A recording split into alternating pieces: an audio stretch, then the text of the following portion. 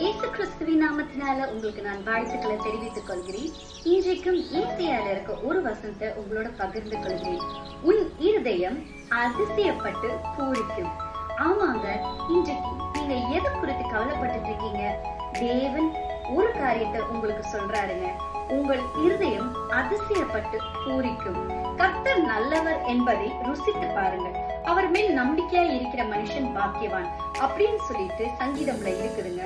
இன்றைக்கு நான் சொல்றேன், கர்த்தர் நல்லவர் என்பதை உங்க வாழ்க்கையில நீங்க ருசிக்க அதை அனுபவப்பட அவருடைய வார்த்தையை ஒவ்வொரு நாளும் நீங்க மெடிடேட் பண்ண கண்டிப்பா நான் சொல்றேங்க, உங்க இருதயம் சந்தோஷத்தினால பூரிக்குங்க.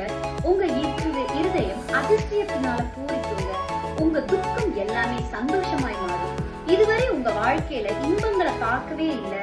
இதுவரை உங்க வாழ்க்கையில துன்பத்தை மட்டும்தான் நான் ஃபேஸ் பண்ணிருக்கேன், நிந்தைய மட்டும்தான் ஃபேஸ் பண்ணிருக்கேன், அவமானத்தை மட்டும்தான் நான் ஃபேஸ் பண்ணிருக்கேன், துரோகத்தை மட்டும்தான் நான் ஃபேஸ் பண்ணிருக்கேன் அப்படின்னு நீங்க நினைச்சிட்டு இருந்தீங்கன்னா, இனிமேல் உங்க வாழ்க்கையில இப்ப நீங்க சொன்ன எதுவுமே உங்க வாழ்க்கையில நடக்காதுங்க. இனி நீங்கள் பார்க்க போவது எல்லாம் அதிசயங்கள், அற்புதங்கள், அடையாளங்கள், பெரிய பேர், புகழ்ச்சி, பதவி உயர்வு, இந்த மாதிரிதாங்க உங்க வாழ்க்கையில நீங்க இனிமேல் பார்க்க போற காரியங்கள். அதனால மறுபடியும் சொல்றேன், உங்கள் இருதயம் சந்தோஷத்தினால் பூரிக்குங்க. உங்க இருதயம் அதிசயங்களினால் பூரிக்குங்க. God bless you.